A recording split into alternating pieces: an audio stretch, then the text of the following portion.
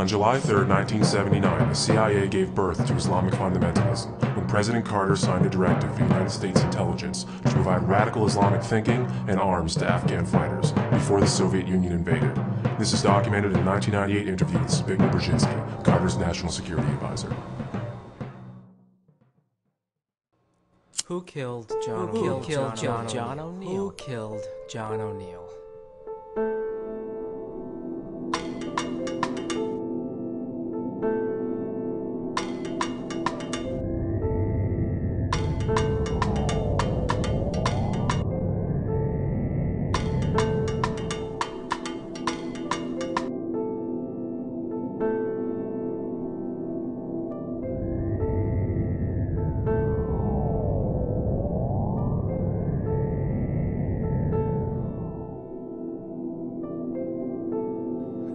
I haven't slept in a month. I don't eat. Barely eat. I don't shower. I don't shave. I don't see anybody. I don't talk. I can't remember the last time I spoke to anyone or even left my. I don't do anything but think.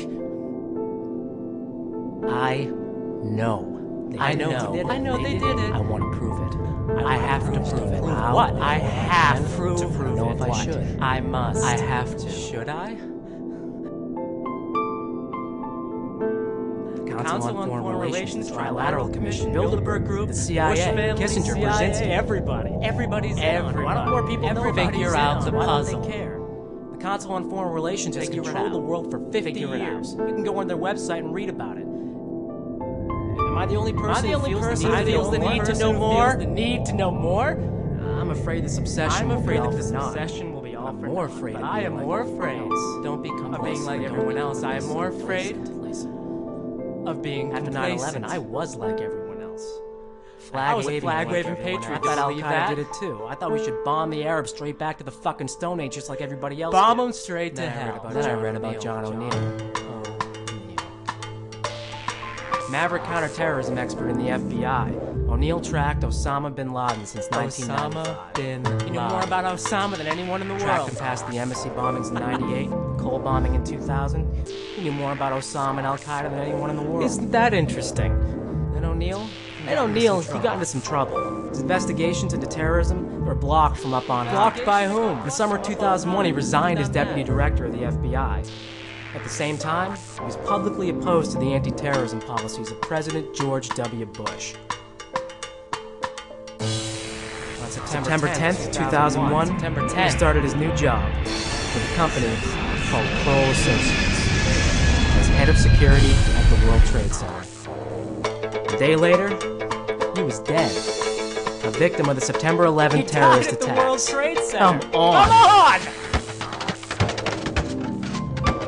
The FBI's top counterterrorism expert, who after chasing bin Laden for 6 years just happened to take a job in the private sector. He's murdered in an internationally televised terrorist attack, blamed on his arch nemesis. Killed by his arch nemesis. How ironic. Coincidence? Fate? Or conspiracy? Conspiracy. Why did O'Neill start working at the World Trade Center?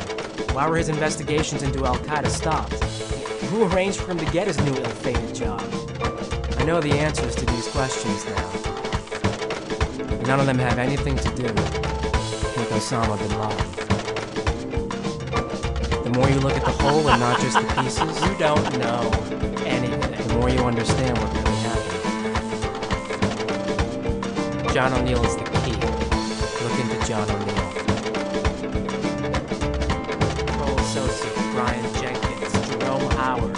Look for John O'Neill. He's the key. Michael Cherkasky. You ever looked into the LAPD?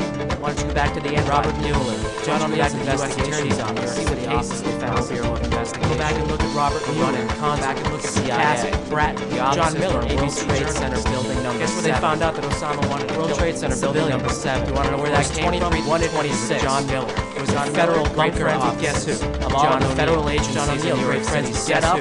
Jerome Howard. Brian Jerome Howard. William Bratton. Jerome Howard. Everybody having the guy who got John O'Neill his job at the World Trade Center. You'll know everything.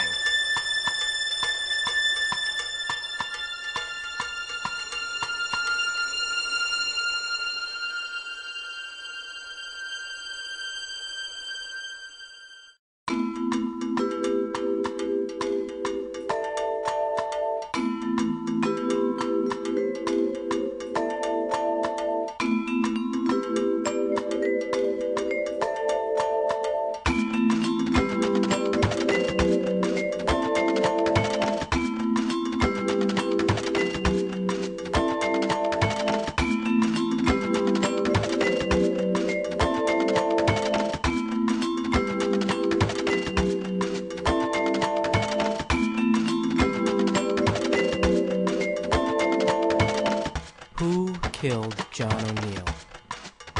And why?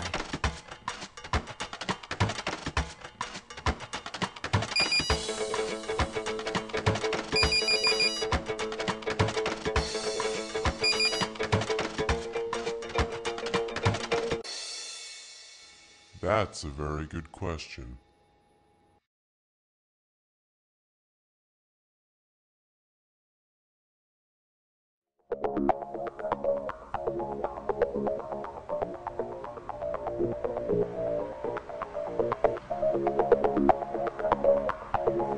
So who did kill John O'Neill? To understand what happened to John O'Neill, you have to know what happened on 9/11. I'm prepared to listen. Are you sure? I'm sure.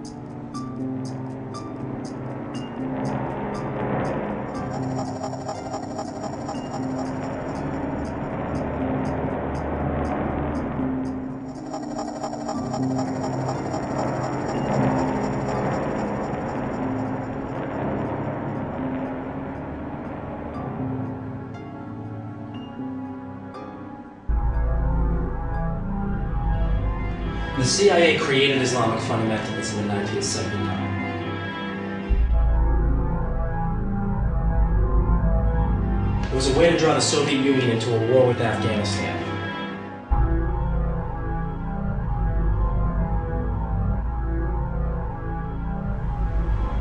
It gave the Soviets their Vietnam War. It destroyed their economy and dispelled support of communism. It was a smart thing to do, wasn't it? Well, not without a price. See, during the war, the US, UK, and Pakistan all supported groups of Arab fighters known as the Mujahideen. Two of the freedom fighters were Ramzi Youssef and Osama bin Laden.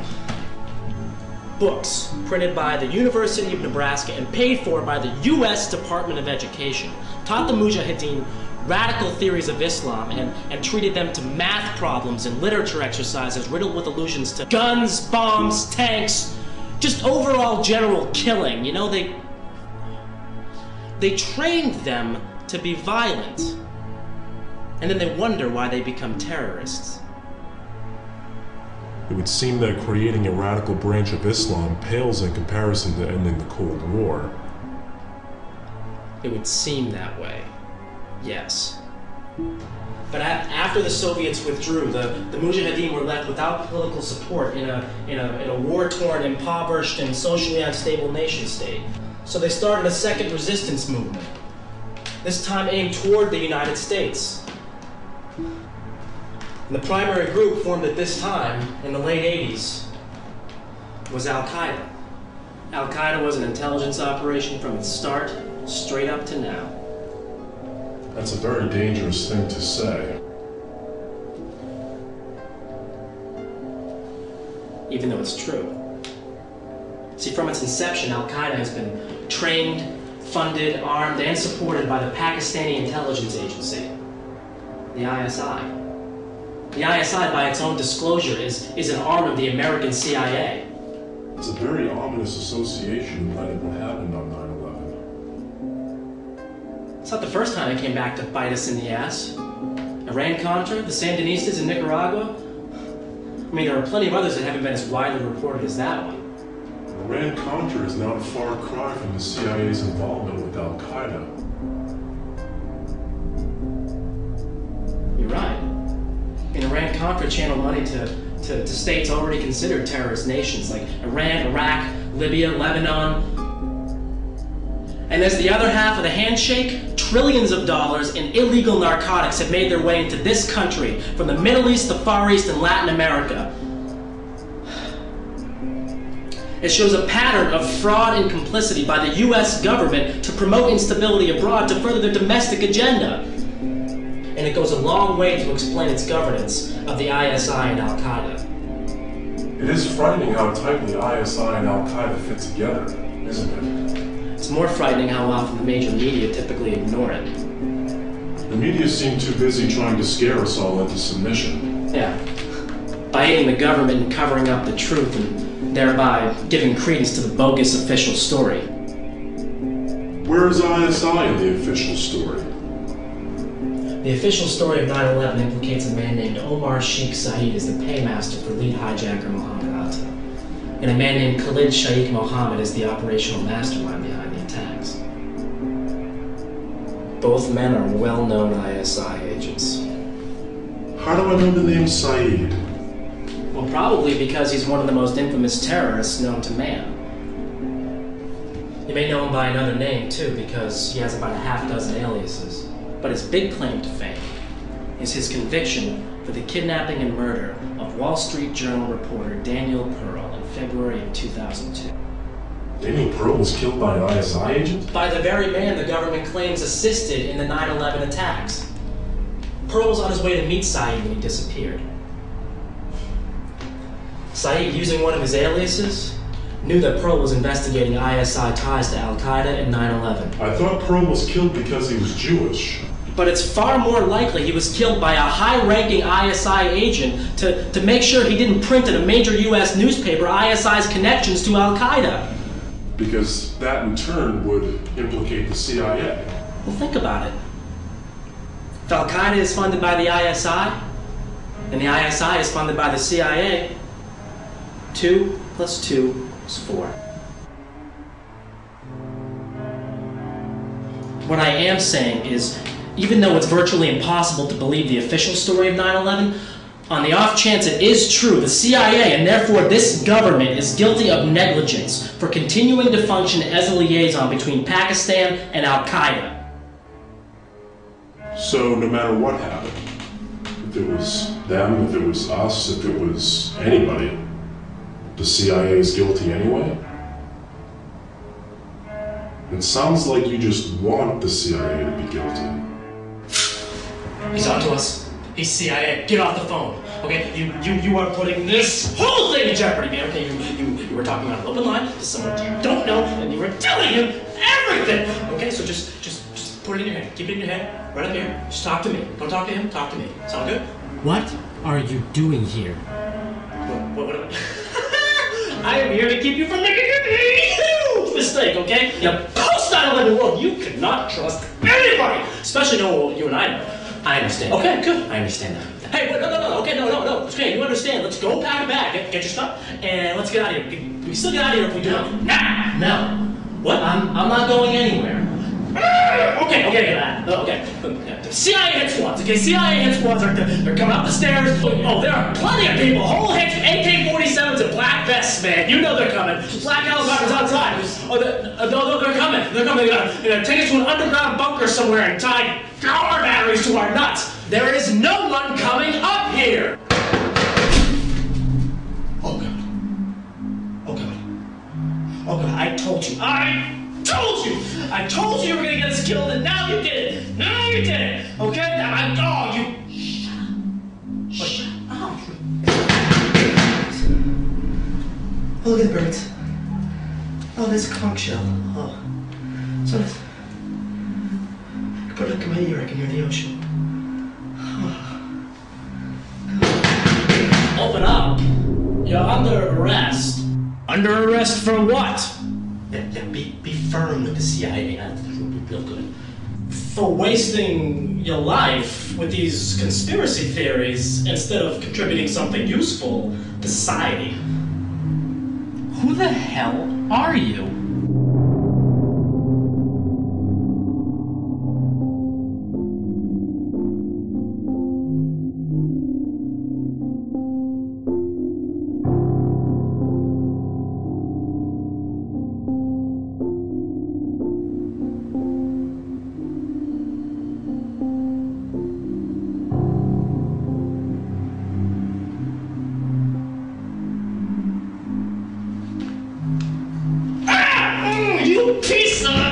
I'm the guy that's gonna knock some sense into you two. You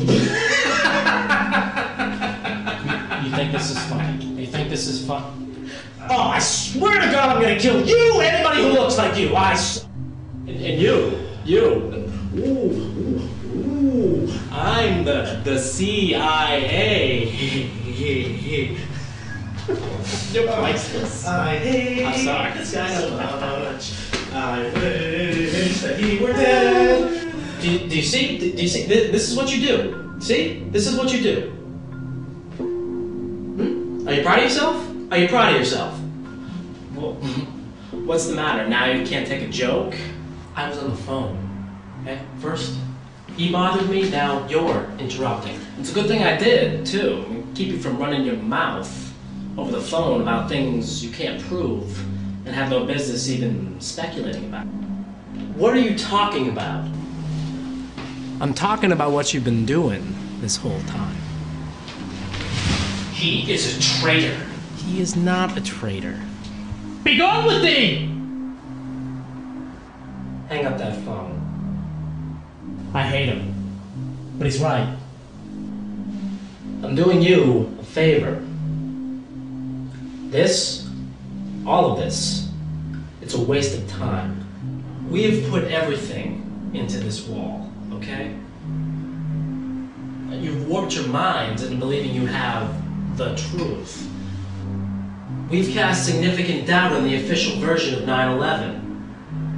No amount of skepticism is. So then what do you suggest we do? Don't ask advice of this scoundrel here. He's in with them. Them? Answer my question. You know exactly what we should do. Give up. Get washed up. Shower. Shave. Let's go get laid. Let's do what everyone else has done in this country. Let's move on with our lives. You are a stupid, ridiculous little man. Move on? Knowing what we know? As usual, you've missed my point, psycho. We only know 3 things about 9/11. 3 planes crashed, 3 buildings collapsed, and damage was done to the Pentagon. Everything else is just wild conjecture, and therefore doesn't matter. That is exactly why further investigation is required. Required by us? Why? Because it is our duty. Your duty, maybe. Not mine. Unless we're all in this together, we will fail. Convince me then. Why should I care what happened on 9/11? Why is it my duty to know what really happened? September 11th was the most absurd day of all time. I've often thought that. The masses were inundated with hordes of information, all of it pointing to this shadowy terrorist network and its maniacal supervillain Osama bin Laden. Within hours, it seemed as if the government had solved the crime without even gathering any evidence. It did seem a bit forced, I'll grant you. Oh, preach on, brother phone man! Yeah!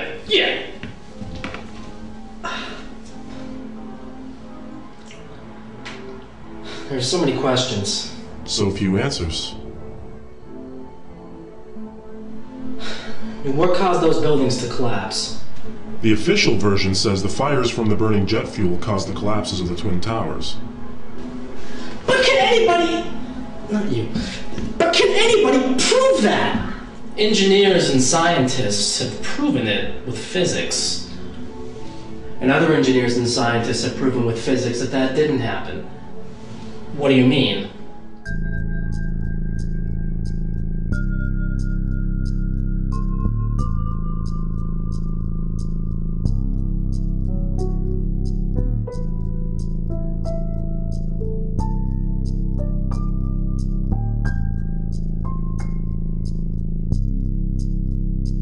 Engineers from MIT, from NJIT, from the American Society of Civil Engineers all say the buildings collapsed from the fire.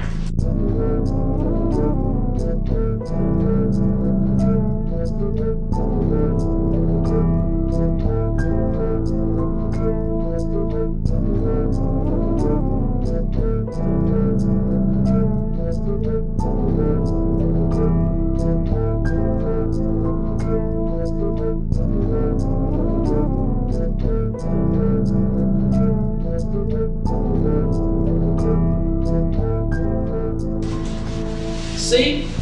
There you go. Who are you? Many other engineers and scientists all say the fires could not have caused the collapses. But this is physics. It's math. It's not up for debate. It is if you don't have all the information.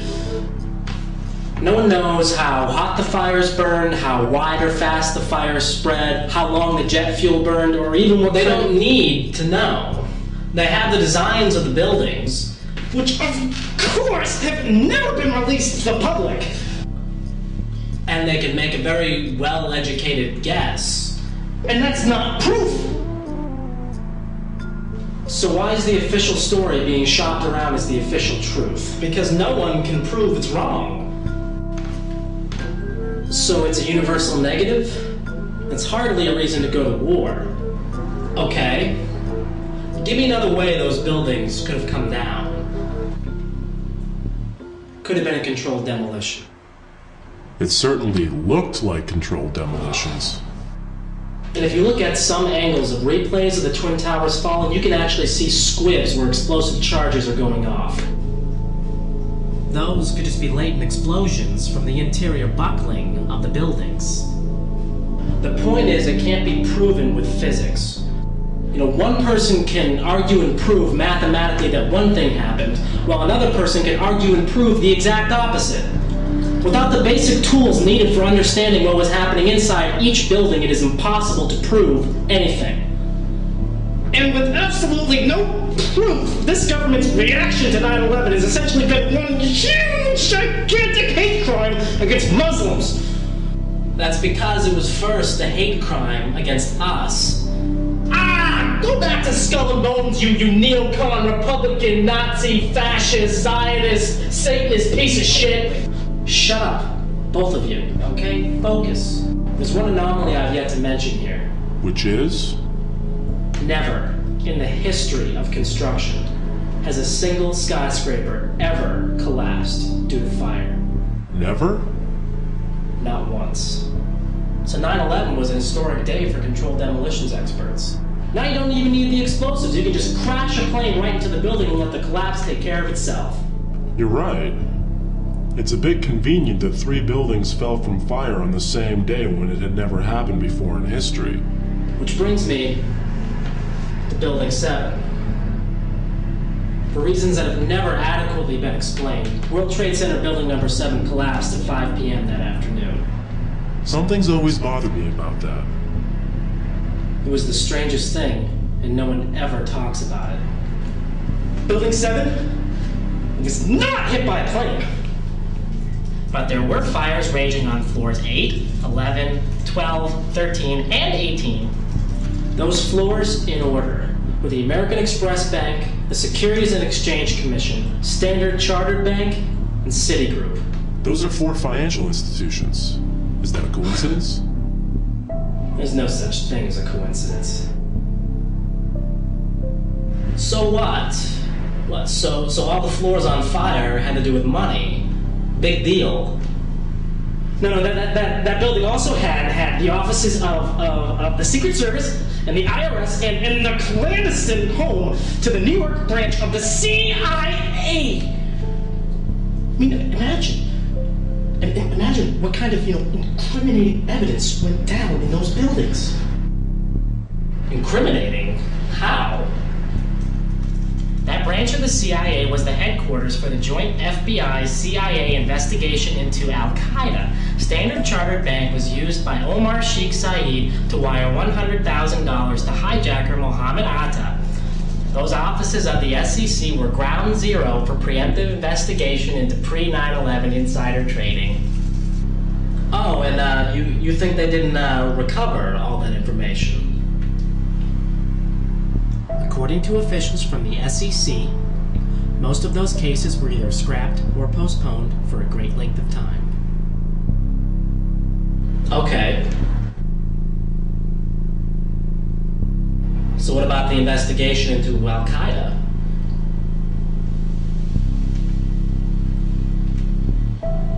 That was being headed by FBI agent John O'Neill. Which brings us back to your original question. Who killed John O'Neill? And why?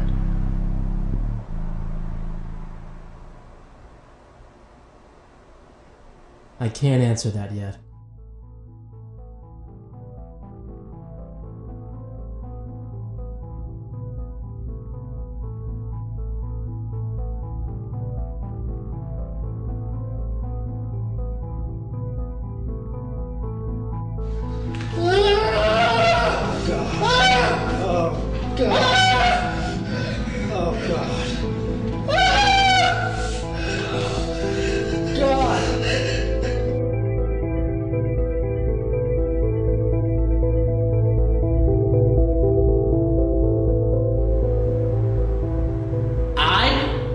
Not let you destroy all of this. Destroy what? This! All of this! We have the power to change things. The only group capable of stopping the United States government is the people of the United States.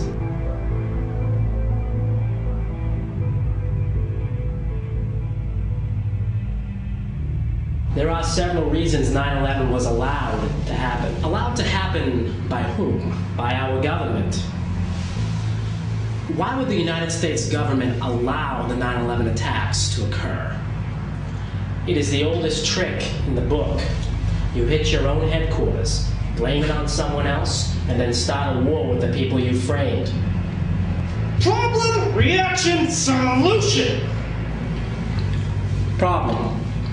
Radical Islamic groups have attacked the United States and claim they want to destroy all Western civilization. Reaction! War must be waged against those you have framed, and security must be expanded at home.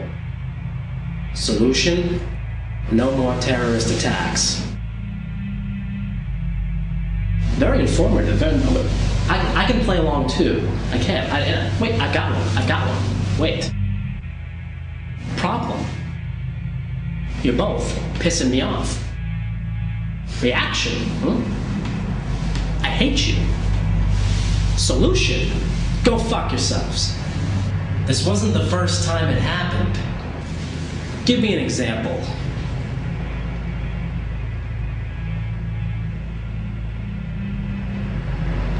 February 27, 1933. Just 28 days following Hitler's appointment as Chancellor, the German Parliament building, the Reichstag, mysteriously burns to the ground. A Dutch communist named Marinus van der Lubbe is found at the scene, convicted, and then executed. Because of this, the Nazi Party, trumpeting for a war with the Soviets, gained significant power in the next national election. And at the same time, Hitler scales back civil liberties at home in response to a national emergency. And as of March 24th, 1933, through the law for terminating the suffering of people and nation, Hitler has consolidated total power in Germany. It took just 1 month for the Nazis to gain total control over Germany. And it sounds frighteningly similar to what happened here on 9/11, 68 years later. Except that you can't prove Hitler burned the Reichstag building any more than you can prove the US government planned 9/11. Even if Al-Qaeda did this, our government is still guilty. What are you talking about? Have you been listening? Do you remember when we made this? Then you should remember that Al-Qaeda was supported and funded by the ISI, and the ISI was supported and funded by the CIA. Everything we need to know is on this wall, gentlemen. Don't tell me you forgot what got us into this in the first place. That's it.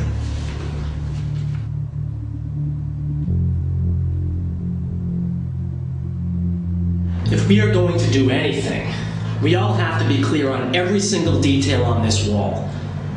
Okay? Okay? Okay, okay. Okay. Okay.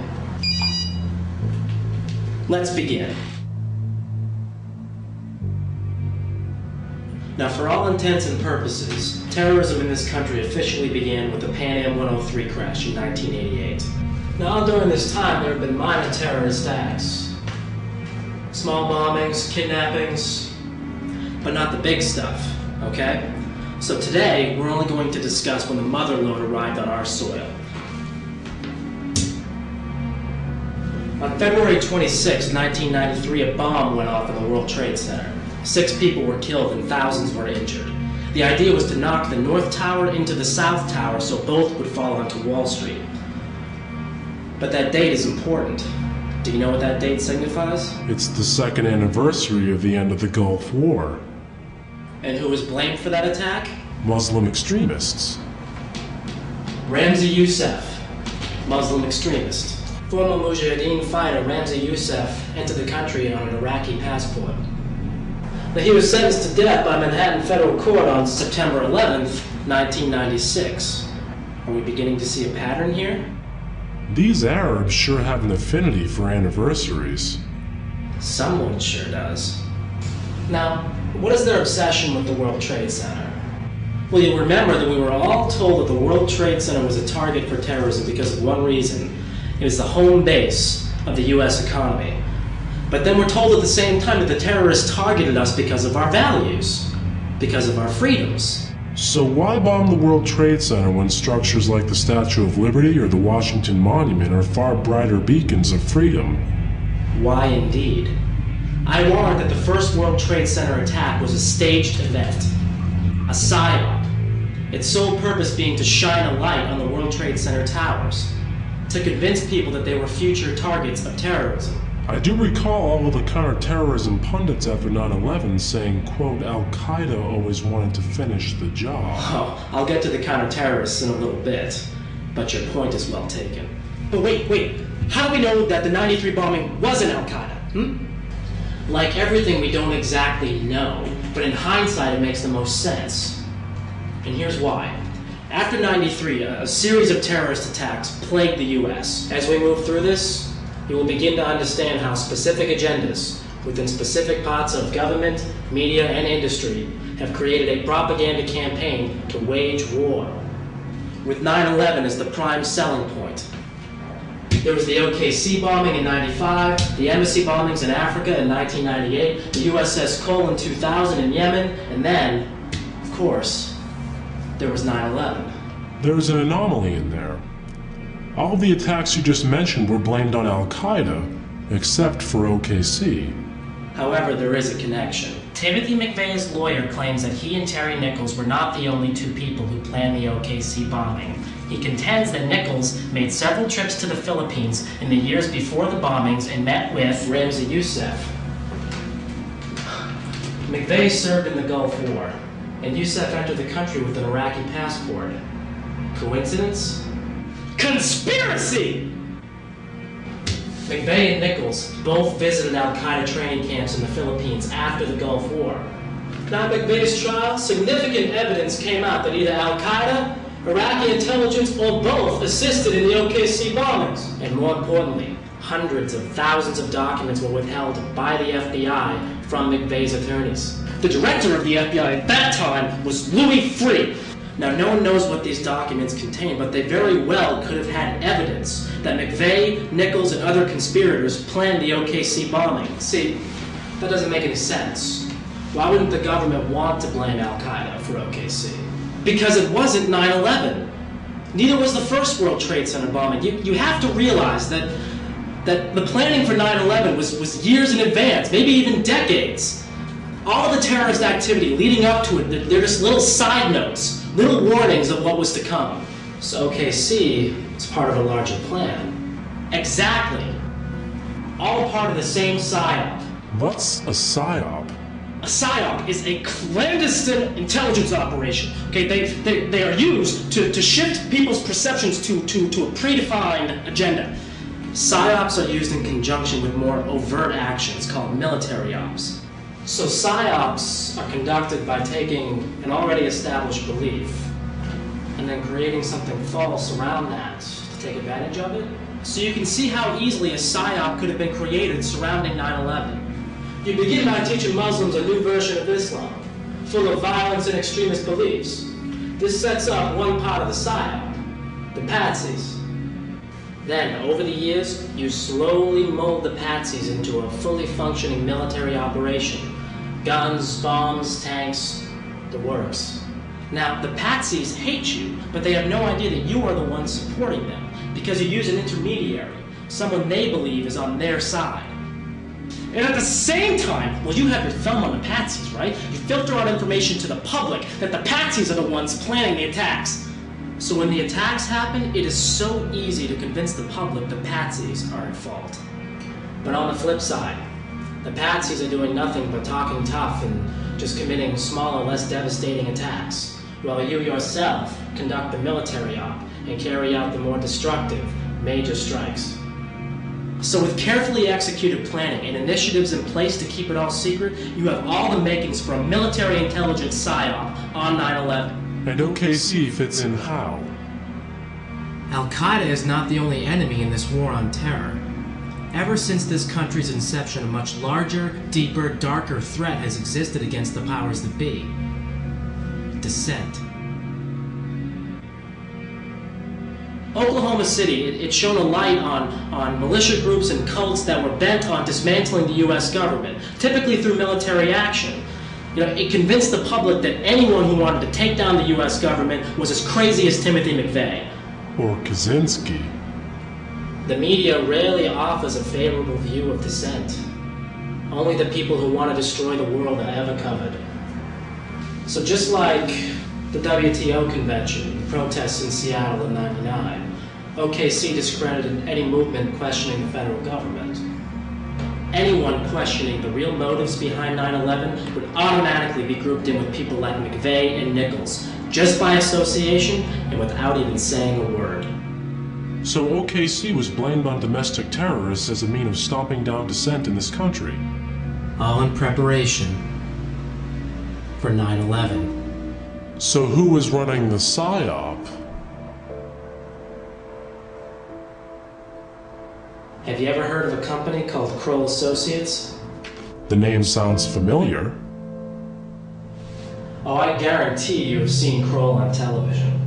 They are champions of counterterrorism. This is where the counter-terrorists come in?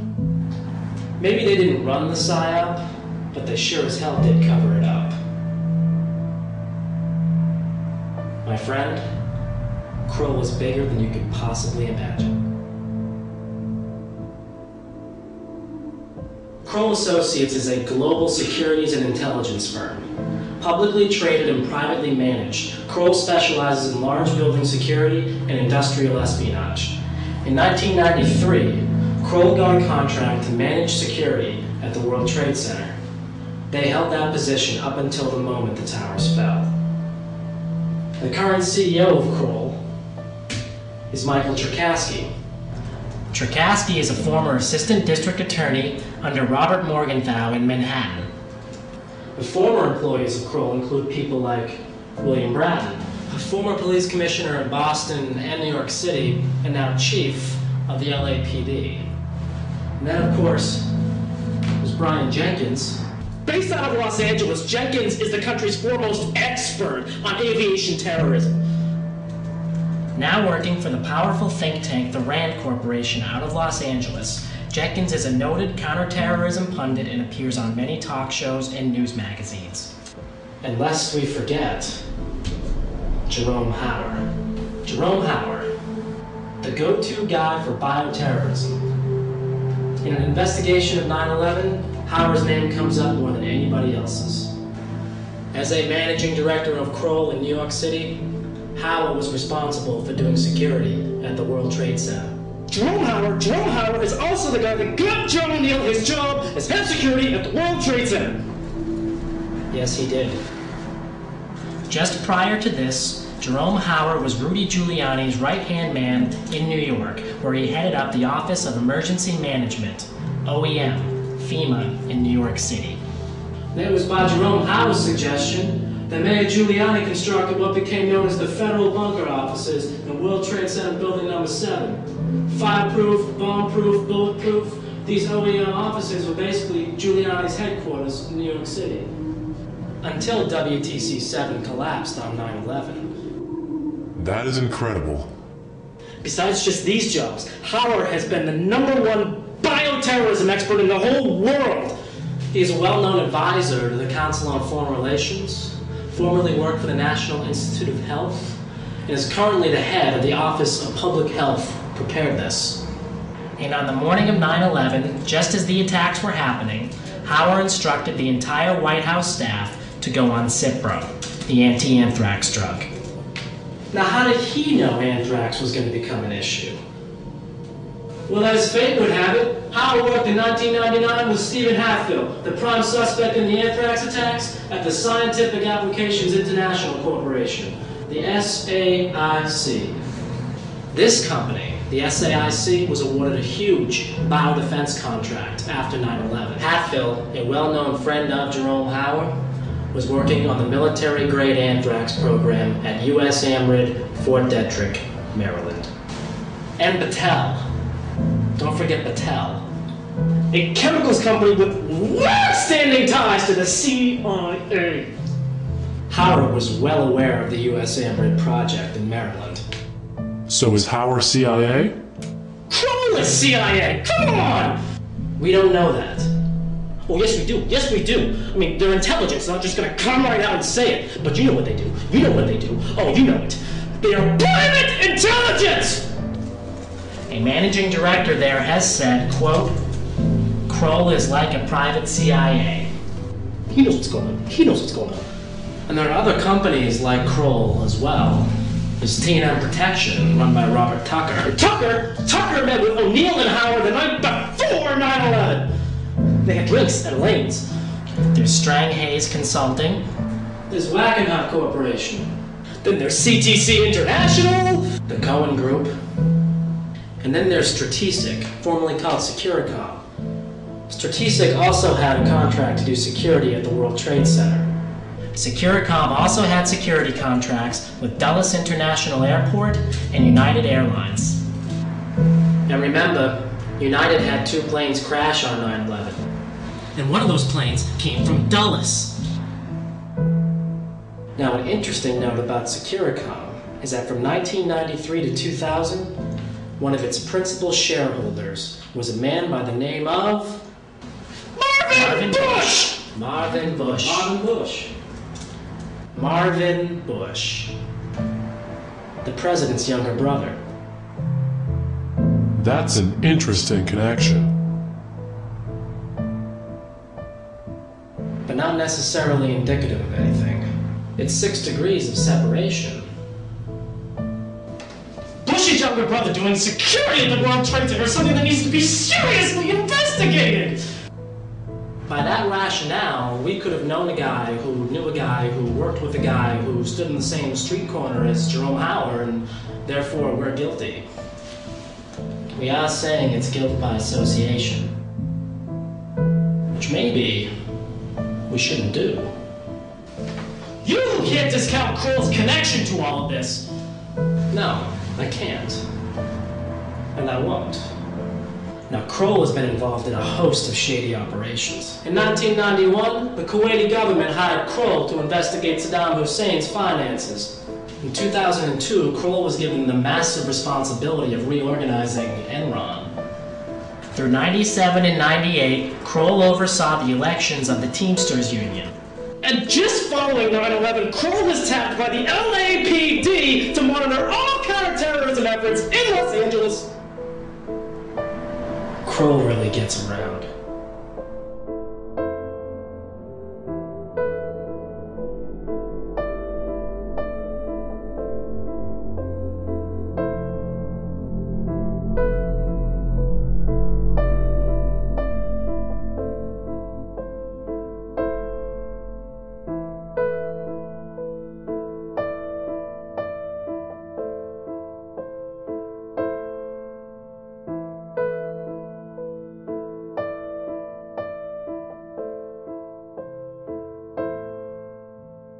Kroll is tied to the FBI as well. The director of the FBI during Waco and the first World Trade Center bombing was a man by the name of William Sessions. Now, when he left the Bureau, he became a shareholder of Kroll. And the next FBI director was Louis Freeh. And Louis Freeh's top advisor at the Bureau was a guy named James Buckton. Guess where he works now? He's a managing director of Kroll. Freeh is now a senior vice president at the MBNA Credit Card Corporation. His specific duties include personnel and security. Next to Enron, MBNA was the largest campaign contributor to George W. Bush in 2000. One of Freeh's deputy directors was James K. Kallstrom. With a K. At the time of 9/11, Kallstrom was head of New York State's Office of Public Security. And he also works at MBNA with Louis Freeh. And both Freeh and Kallstrom are well-known friends of Jerome Howard. Now, it has been rumored that MBNA was one of the companies heavily involved in pre-9/11 insider trading, which would have been investigated by the SEC in New York City, but all those records went down In World Trade Center 7.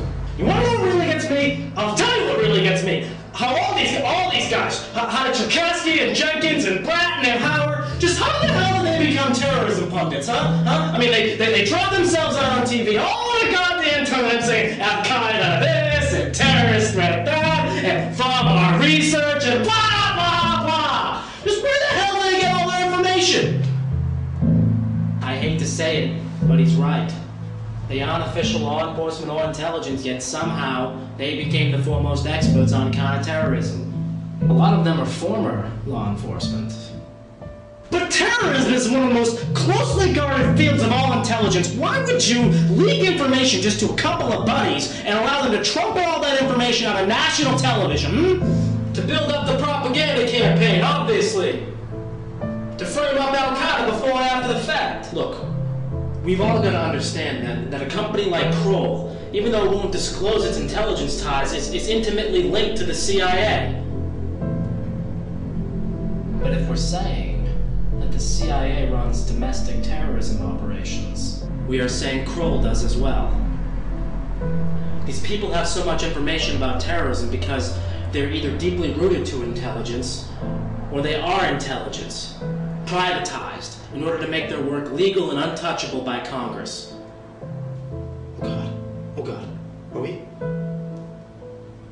are we saying that the people who run counterterrorism May very well be the terrorists themselves.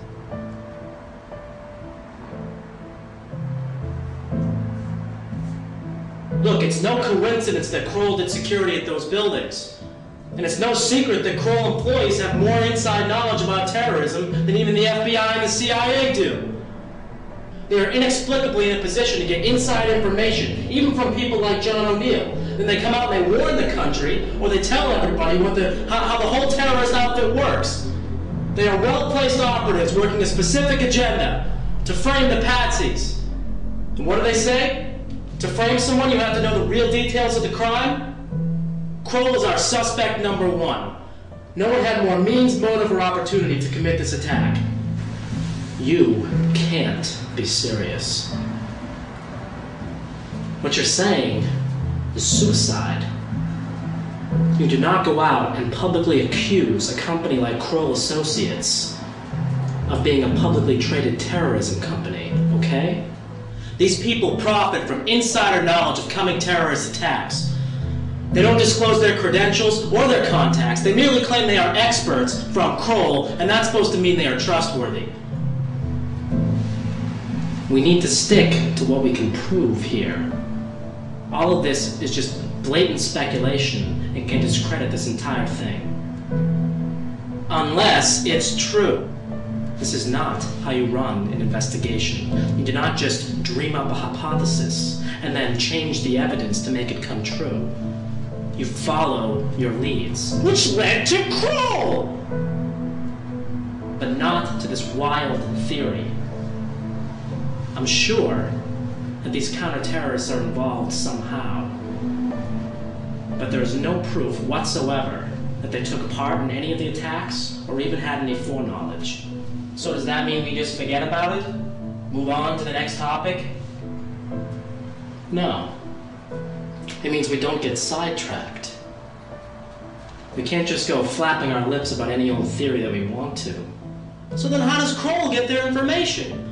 How do these guys, of all people, know information that even our paid law enforcement and intelligence officials don't know? I mean, how does one become a terrorism expert anyway? You already have your answer. Former FBI directors on their board, former biowarfare experts within their infrastructure, members of major think tanks as directors, former U.S. attorneys as executives. This company is filled with people who could have had prior knowledge and just kept their contacts secret. This is a security company, after all.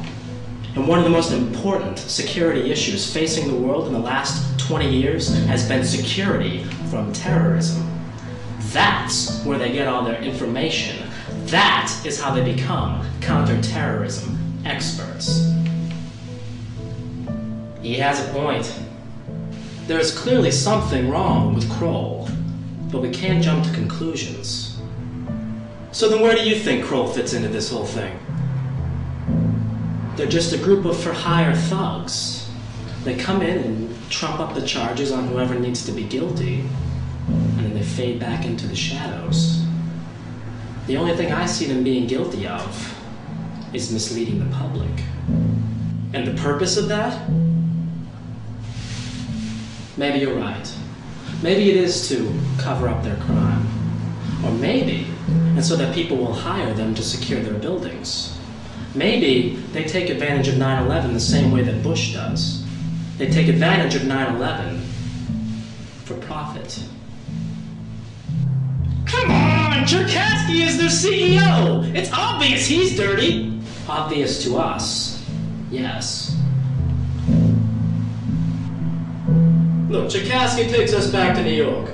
Let's focus on that.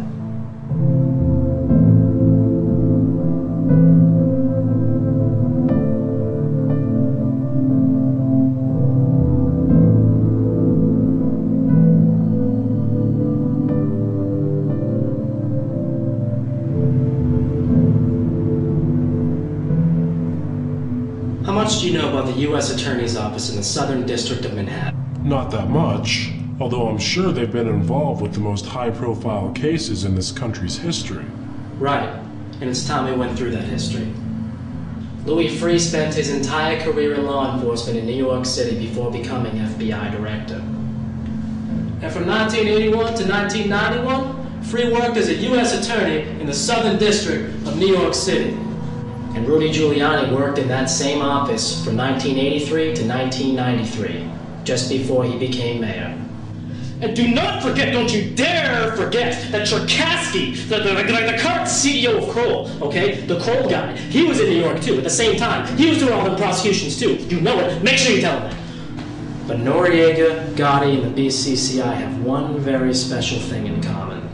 What's that? They were all key players in the global drug trade. I figured drugs would make their way into this story. Make their way? My friend, drugs are at its core.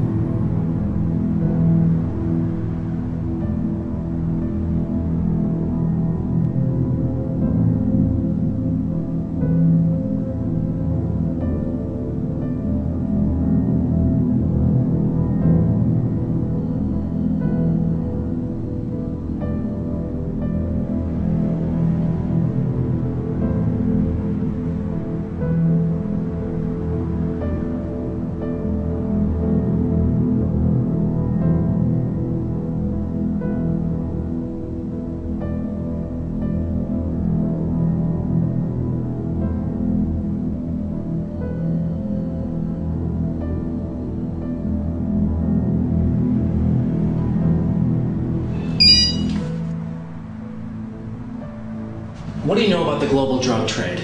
Only what I read in the papers. Then you know nothing. This is covered with even less honesty in the mainstream press than 9/11 is. I've always assumed intelligence was involved. As usual, your assumption would be correct.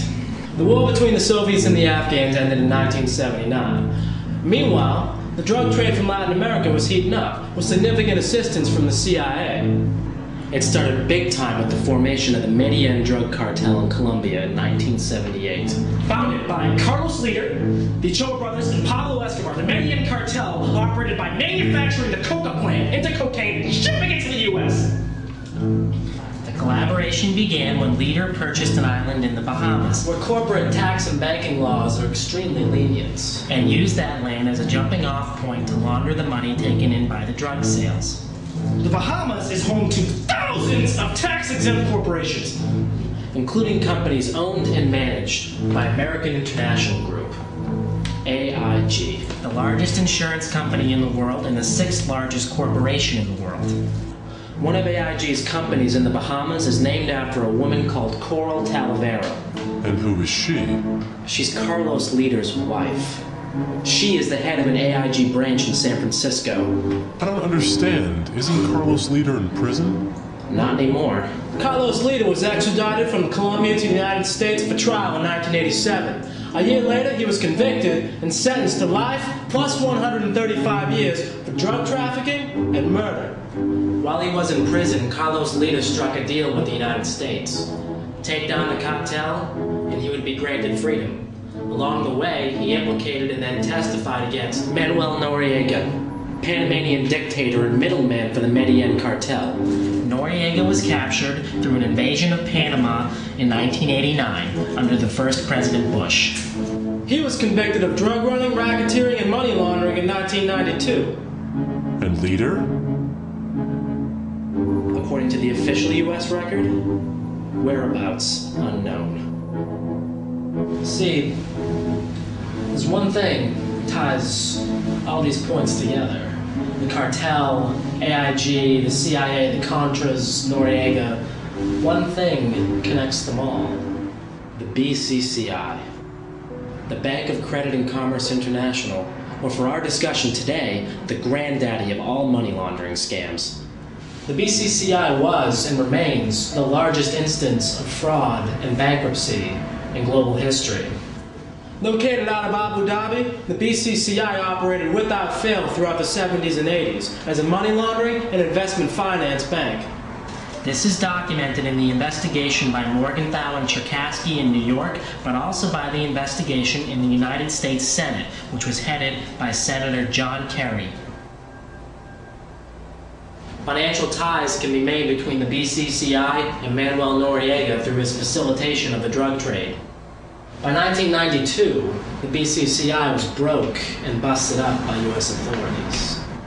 However, one point about this rarely mentioned case is that a principal shareholder of the BCCI, right, is a guy named Khalid bin Mahfouz. Khalid bin Mahfouz. A Saudi financier and investment banker, whose other claim to fame is his dubious investment in a company called Harkin in the late 80s. Harkin? Isn't that one of George W. Bush's companies? The man with a 20% stake in the largest money laundering operation the world has ever seen saved our president's business career. Khalid bin Mahfouz has also been implicated as one of many very prominent Saudis who has funneled money to Osama bin Laden. That would make President Bush someone who has done business with a known terrorist! Bin Mahfouz. Regardless, the drug trade is going to escalate in the 1980s. And why wouldn't it? Reagan is your president, and Bush is your VP. Okay, the greatest drug smuggler in the history of drug smuggling was a guy named Barry Seal. Barry Seal, okay? He was an admitted CIA agent, okay? He was contracted at least as back as like the early 60s. In the early 60s, Barry Seal was living in New Orleans, where he joins a Civil Air Patrol unit, whose captain is an eccentric fellow by the name of David Ferry. Joe Pesci from JFK? Ferry was, by all indications, a conspirator in the JFK assassination. And another member of the Civil Air Patrol unit is Lee Harvey Oswald. So the drug trade is somehow tied to the JFK assassination? Seemingly. But the connections don't stop there. The Barry Seal was a pilot, a great pilot by all accounts. Now everyone assumes that David Ferry was a getaway pilot for the assassins in Dallas, so it's possible to presume that Barry Seal was one as well. In late 1963, Seal is seen in a picture with Frank Sturgis and Felix Rodriguez. Sturgis was indicted and convicted as one of the 5 Watergate burglars. He testified in court that his handler on that assignment was E. Howard Hunt. Hunt, you remember, worked in the Nixon White House. Now, the Rockefeller Commission, investigating illegal acts by the CIA in the 70s, regarded both Hunt and Frank Sturgis as possible conspirators in the JFK assassination. What is Barry Seal doing in a photograph with a possible JFK assassin? But it's the other man in the Seal photograph who has a more ominous distinction. Felix Rodriguez was a Cuban refugee. In the late 50s, he began working with the CIA to recruit more refugees for an invasion of Cuba. This was done under the direction of the CIA agent Ted Shackley. Incidentally, Ted Shackley also worked the Far East drug trade with Richard Secord in the early 50s. Felix Rodriguez also figures into the assassination of Bolivian President Che Guevara in 1967. So where is Barry Seal in all of this? He's in New Orleans until at least 1968, when he takes over from the late David Ferry as captain of the Civil Air Patrol. Now, in the early 70s, Barry Seal was running cocaine through New Orleans. He's running it on planes later identified to be former Air America planes. Planes used by the CIA in the 50s and 60s to ship heroin from the Far East. When the Medellin cartel is founded, Seal immediately hooks up with their operation. By 1981, he is trafficking in more drugs than anyone in the history of this country. And it is around this time that Barry Seal moves his operation from New Orleans to Mena, Arkansas. And where is that? About 180 miles from Little Rock. A small little out-of-the-way mountain town. A small little out-of-the-way mountain town that just so happens to have a major U.S. airport. The Mena Intermountain Municipal Airport. From at least 1981 to 1986, this airport is ground zero for all illegal narcotics activity in the United States. You see, Barry Seal, he began flying his drugs into this airport, most likely with the knowledge of then President Reagan and the next 2 presidents, Bush and Clinton. How does he get away with it? He only gets away with it for a little while. It is suspected that Seal traffics in nearly $5 billion worth of cocaine in this 5-year period. The U.S. Attorney in Arkansas at this time, Asa Hutchinson, never opens an investigation, even though FBI informants, MENA employees, and the Arkansas State Police have all told him that this illegal drug trafficking has been occurring. Ironically, Hutchinson went on to head the DEA and is now the Undersecretary for Border Transportation and Security in the Department of Homeland Security. So Seal is virtually untouchable for this period. Even though the FBI and the DEA have all opened up investigations into his operation, he remains a contract agent with the CIA. But with overwhelming evidence of drug trafficking mounting against him, he finally turned states in 1985. He testifies in several trials against Medellin traffickers. And this compromises the entire CIA operation. I mean, Barry Seal isn't only running drugs for the cartel, he's also involved in the drugs for arms trade in Nicaragua. The DEA even places him in a sting to photograph Contras loading cocaine onto an airplane in Nicaragua. And this pisses the CIA off, but good! Seal's next mission is to trick Pablo Escobar and the Ochoa brothers into coming to a neutral third-party country where they will be extradited. I mean, he's about to take down the entire Medellin cartel. But then news of Seal's cooperation with the DEA became leaked in the national media.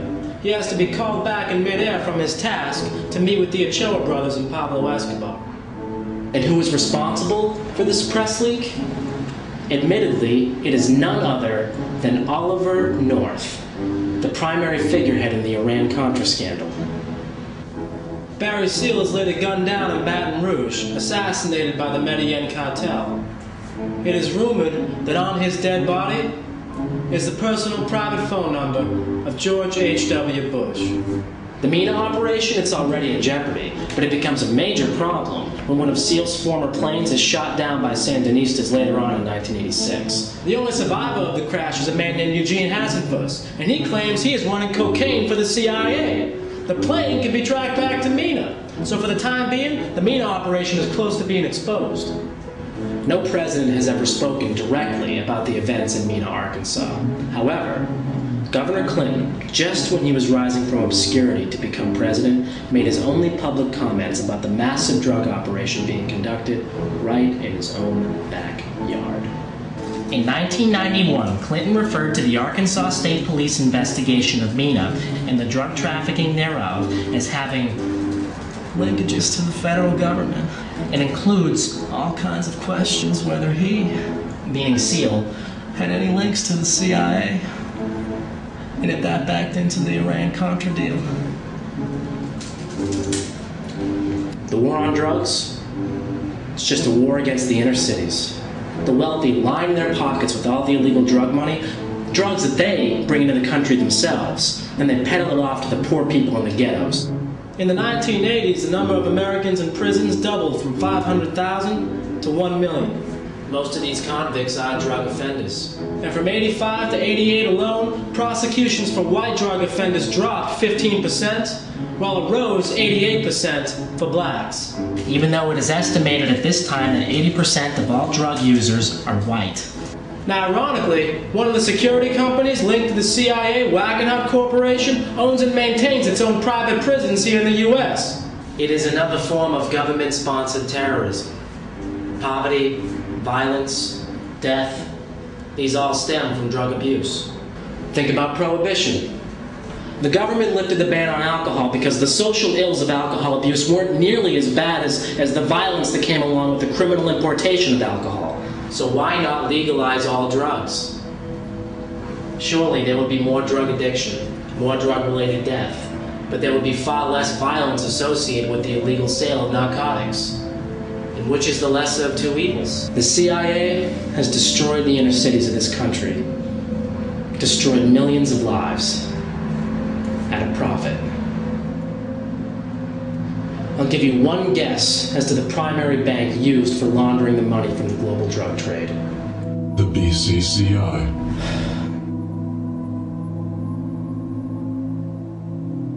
And then there's AIG. AIG mans its own fleet of aircraft. AIG owns and maintains over 400 airplanes. Any number of these planes could be used for the transfer of narcotics. And in 1987, The Arkansas Development Financial Agency collaborated with AIG to found Kroll Reinsurance. Named after Carlos Leder's wife, the same year Leder was extradited.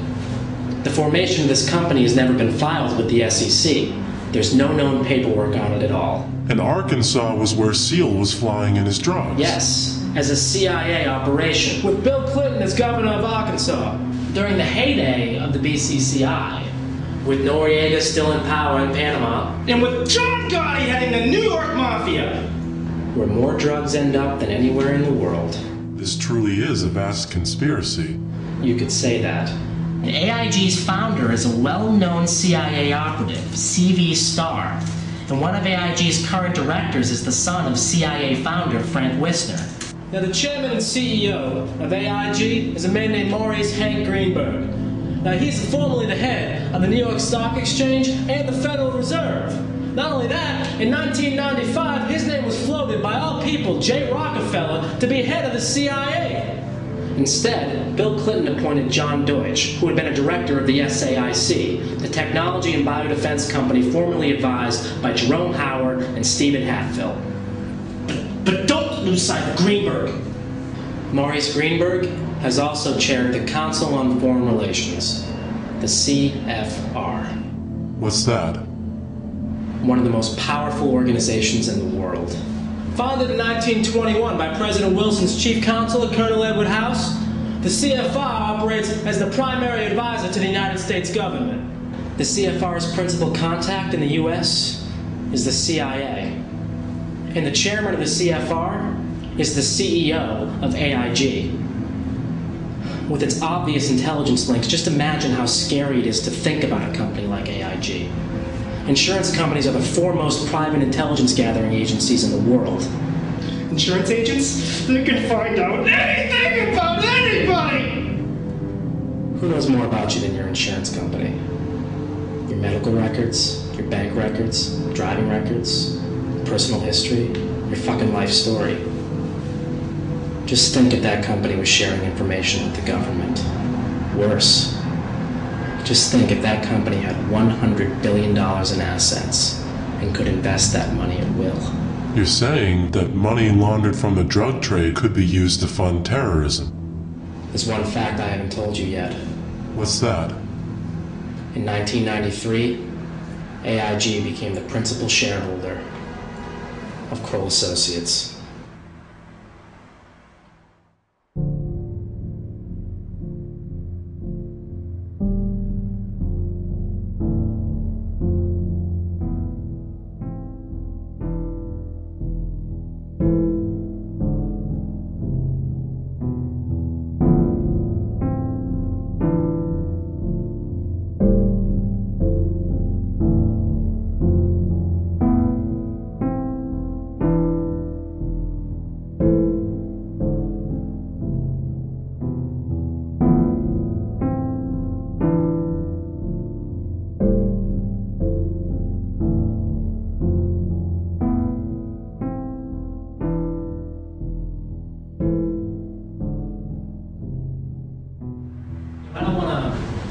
Break up the beauty of our collective silence here, but I don't know about any of you. I got a hard time believing all this crap. All of what? The CIA runs the global drug trade. For what purpose? And what does it have to do with 9/11? 70% of the world's opium is produced in Afghanistan. Think about that for a second. The CIA has run heroin and cocaine for 50 years. They had a military presence in Afghanistan in the 80s, and they created the Mujahideen. And you think all that is related? After the fall of the CIA in the 70s, and with the near disastrous Iran-Contra and MENA exposures, the intelligence community, it had to realize that its facilitation of the drug trade, if revealed to the public, could prove fatal to any and all future endeavors. So, if you're the CIA, you might get a little smarter about it. With MENA, the CIA had no cover story, no backup plan. Instead, the entire operation was nearly outed, and the whole global drug trade almost became public knowledge.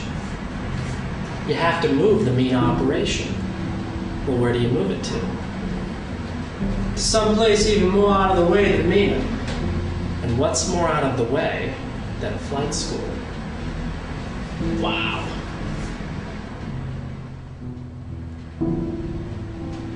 Where did Mohammed Atta get his flight training? Hoffman Aviation School in Venice, Florida. There are over 200 flight schools in Florida.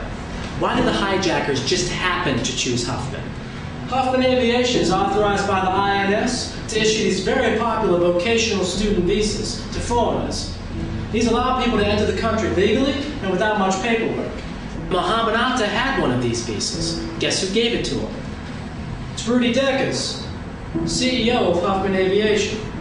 And there is overwhelming evidence that Rudy Deckers works for the CIA.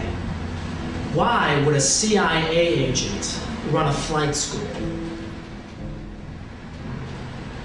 On July 5th, 2000, the DEA discovered over 30 pounds of heroin on a plane owned by Wally Hilliard. And who is he? He is the owner of Hoffman Aviation. The same Hoffman Aviation which in the 1990s induced hundreds of Arab students to come and train at their school by issuing these highly coveted visas. Is it starting to make sense now? 30 pounds of cocaine, Arab men posing as students, CIA agent as CEO. Okay, I see where you're going with all this. The MENA operation didn't stop. It just changed locations to this flight school and probably dozens of others. And Mohammed Atta's role in all of this? He is not training to be a pilot. He is a pilot. He is the new Barry SEAL. There is evidence Mohammed Atta had flight training at Maxwell Air Force Base in Alabama. And if he already has flight training, why is he attending a flight training school? Who says Al-Qaeda is a terrorist operation? Al-Qaeda was formed in the wake of the fall of the Soviet Union in Afghanistan. The phrase translates literally to mean the base. They're essentially an arm of the former Mujahideen, which was created by the CIA. The CIA runs drugs globally. The CIA trains its own armies and pilots and instills a military presence in every country, all around their crop. The Sandinistas, the Colombian death squads, and now Al-Qaeda. If you're pushing 70% of the world's heroin out of one country, and something goes wrong and the operation becomes public, you need a backup plan. Al-Qaeda isn't involved in terrorism. They're just framed up as terrorists to hide their true nature. They are a drug cartel, plain and simple. All that video they show of Osama firing his machine gun and training all those people, he's not training terrorists. He's training soldiers. Soldiers to guard the heroin trade. When 9/11 happens and Al-Qaeda is pinned for the crime, no one cares at all about the heroin smuggling. Because drug smuggling means nothing to people who have just watched the World Trade Center explode. Alright, but you're still missing a major point here, okay? How could Al-Qaeda smuggle all this heroin out of Afghanistan when the Taliban abolished all poppy farming in 1999? The Taliban did this? Says who? You're saying they didn't? I know the US claims they did it, but if the Taliban did this, tell me, how did they make $40 million off of taxes from opium farmers in 2000? So what are you saying? I'm saying the Taliban only eradicated their crop on paper. In reality, the heroin trade continued. There were fucking aerial photographs, surveillance, satellite imagery. The goddamn fields were being burned. Of course they were. Part of the process of growing any kind of crop is eradicating the fields to then regrow the plants. And it makes no sense for the Taliban to stop the flow of opium. It's the only thing keeping the economy afloat at all. And the Taliban, it's installed. It's installed in Afghanistan specifically for the purpose of keeping the heroin flow coming. Oh yeah, keep it coming, baby. Because if you have a cartel like Al-Qaeda, functioning as a patsy, being blamed for terrorist attacks all over the world, You would need a government not recognized by the United Nations.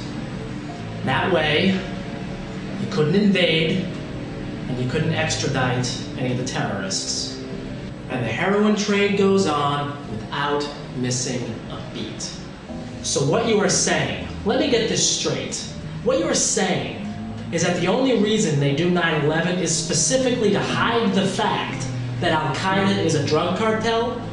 Because I gotta tell you, that is the stupidest fucking thing I've ever heard in my entire life. 9/11 didn't just hide the opium trade. It gave the United States a free pass to invade Afghanistan and build the oil pipeline they had been planning for years. It set up a race war. It set up a religious war.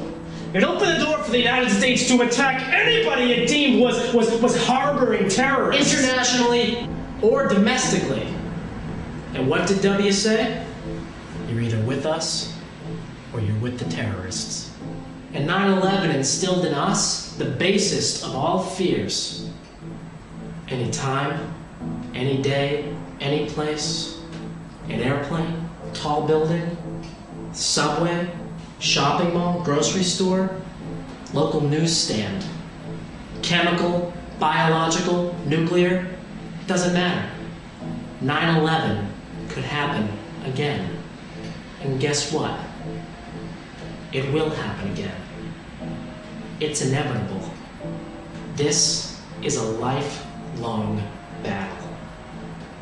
In this corner, you have the United States, the shining example of freedom, peace, and goodwill.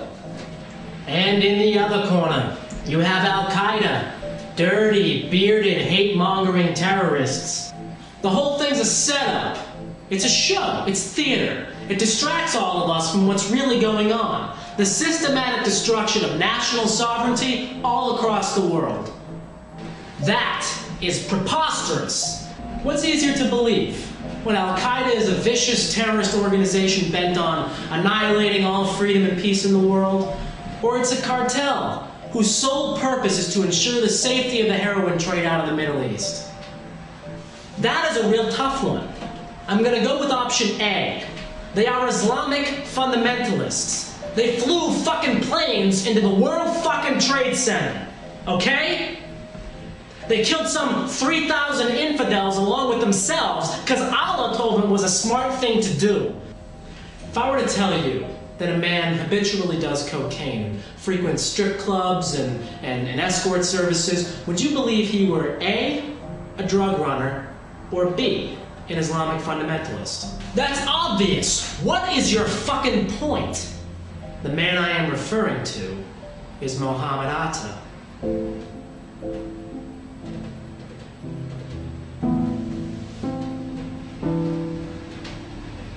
Mohammed Atta did cocaine. Mohammed Atta was seen doing cocaine several times before 9/11. And what's more, Atta isn't seen doing this all by himself. Often, Rudy Deckers is with him, the guy who runs the flight school.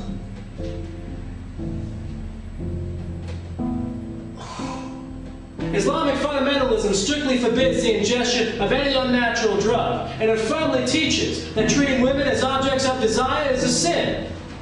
So if Mohammed Atta is already committing sins, he ain't going to paradise to see Allah, that's for sure. So why would he then take his own life in a terrorist attack?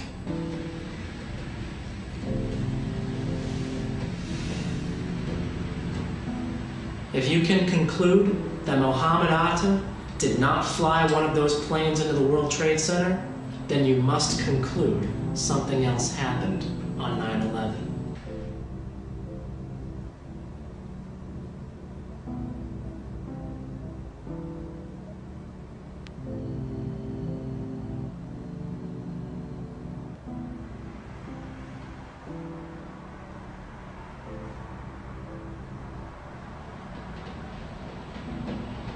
You're right. And that begs the question, what really happened on 9/11?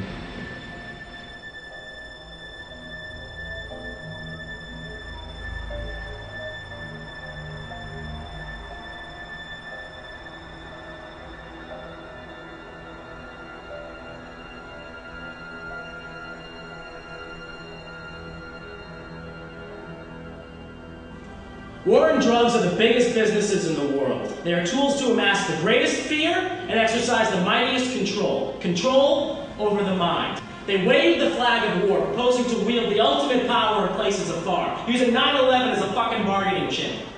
Support this war, or you're gonna get attacked again. Bow down on unconstitutional security measures, otherwise the guy sitting next to you, he might blow you up. Allow us to attack our enemies before they attack us, otherwise all freedom is lost. It's a protection racket. All the government is the mob. And their greatest crime is profiting from acts of war. And everybody's in on it. Defense contractors manufacture weapons for use during war, while supporting and financing political candidates who will go to war. The government that buys weapons from these companies in the event of war. Now, with war crippling to most economies, nations must then borrow money and go into debt. And all that money goes right up to the top of the food chain, to the banks, which is where it came from in the first place. Only now there's a difference. Because the money lent now has an insane amount of interest attached to it. More than most nations can afford to pay off. And then the cycle repeats itself. No one ever wonders where the national debt comes from. Who loans countries the trillions of dollars it takes to fund the national budget? Is it us? Is it the people? If that's true, then the government owes us $7 trillion. It's not us. We didn't give them $7 trillion. There are only 250 billion Federal Reserve notes in circulation. Where the fuck does all this money come from? From banks, from private multinational institutions that can exert immense power from behind the scenes. The kind of clout gained from having every person, state, province, and nation in debt to you. By controlling all money in the world, you can control all people in the world. And the more war there is, the more money there is. Boeing, Raytheon, Lockheed Martin, the SAIC, Carlyle Group, the list goes on. Every single one of these companies makes its living off of the misery of others, and to them, it's just business as usual. These companies even arm our enemies before we fight them. They can even control people with the threat of war, and when a tragedy strikes, when the nation is in mourning, when we are at our most vulnerable state, what do they tell us to do? Shop. They tell us to spend money. Trying to make a quick buck off of grieving people. It's not capitalism, it's not consumerism, it's not even corporatism. You know what it is? It is corporate fundamentalism. All these people know how to do is bring everything to market. The banks, the corporations, the government, the elite. They use poverty to marginalize the rest of the world. The upper 1%. Well, they tell us there are minorities. Blacks, Latinos, Asians. The only minority that counts is the upper 1%. The rest of us are just slaves. Slaves to the dollar, slaves to the elite, slaves to their dogma. And dogma is so powerful because as soon as you believe it, you become afraid of its opposite. It's divide and conquer. Divide and conquer. And they do more than just that. They brainwash us in other ways. Just think back to 9/11. Think back to how confused and helpless we all were. Over and over and over and over, the TV just kept showing the replays. The towers kept falling. Patients suffering from post-traumatic stress disorder will often face a recurring trauma. In this state, scientists have proven that the human mind is very susceptible to suggestion. These people will believe anything you tell them. We all incurred a major trauma on 9/11. They could have told us that fucking UFOs piloted those planes into the Twin Towers, and on 9/11, we would have believed them because we just needed it to stop. We just needed to point the finger at someone and say they are responsible, and because we needed to know our government could protect us. It was PTSD on a national scale. All the images, the rhetoric, patriotic American themes, it has all hijacked our minds. Senator Johnson said in 1917, the first casualty when war comes is the truth.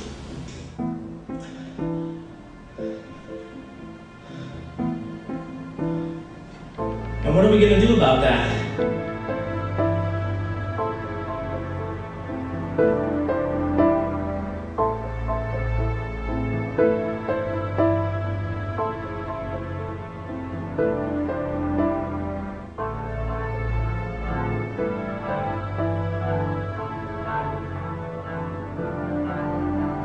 You know, I didn't want to say anything before, you know how easily they can get riled up, but I wanted to tell you, I think what you've done here, it's very courageous.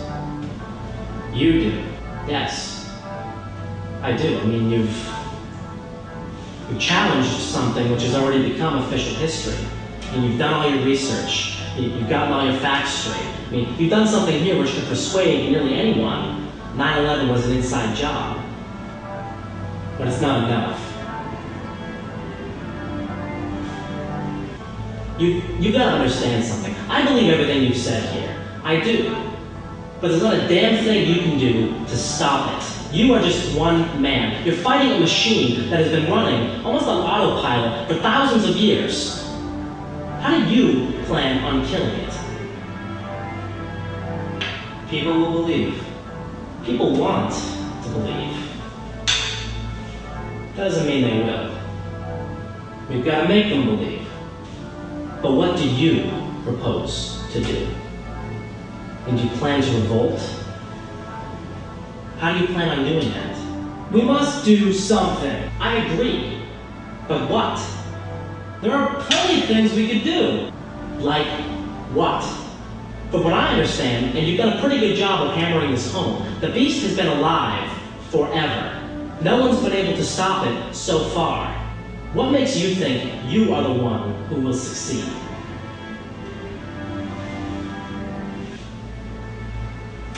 Honestly, what do you suggest? Vote? Vote Democrat? Any Democrat?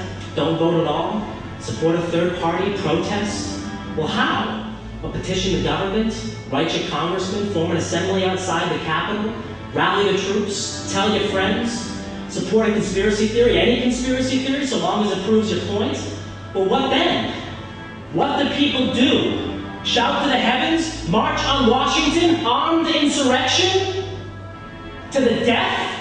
Give me liberty or give me death! You're serious, aren't you? You're willing to die for this. Well, guess what? You might just get your wish. What do you mean? Take a look at yourself. You haven't slept or eaten in months. You're weak, disoriented, exhausted. What the fuck did you think was gonna happen? It was only a matter of time. Before what? You still don't get it. You are going to die. And if you don't do something about that right now, all of this will be for naught.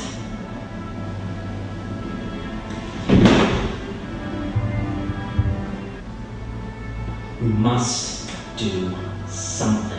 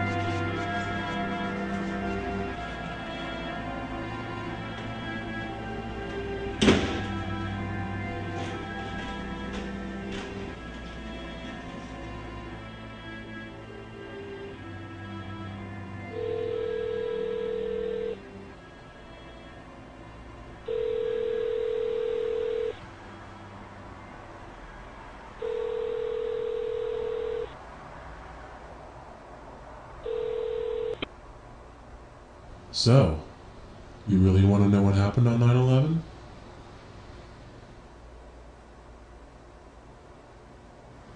I am prepared to listen.